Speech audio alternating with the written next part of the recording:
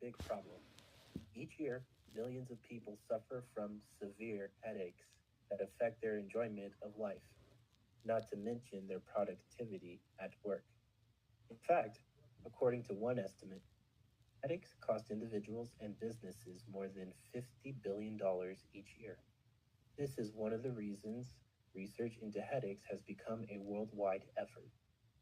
Although he did not know much about how headaches work, Hippocrates was the first doctor to find a way to treat them.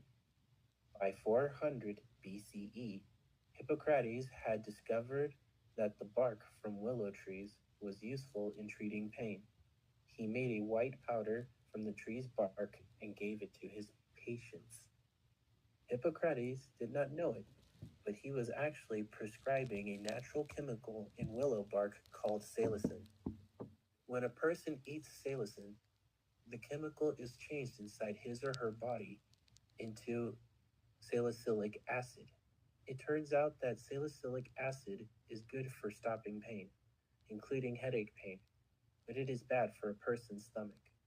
In the 1800s, a chemist in Germany slightly changed the acid's form to make it easier for people to take. This new form of the chemical was called acetylsalicylic acid, now commonly known as aspirin.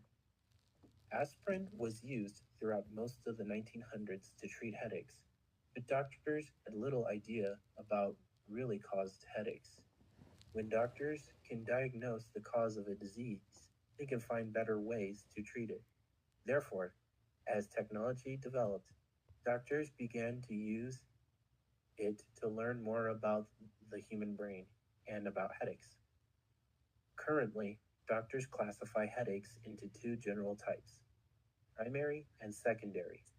A primary headache is a condition suffered as only the headache itself.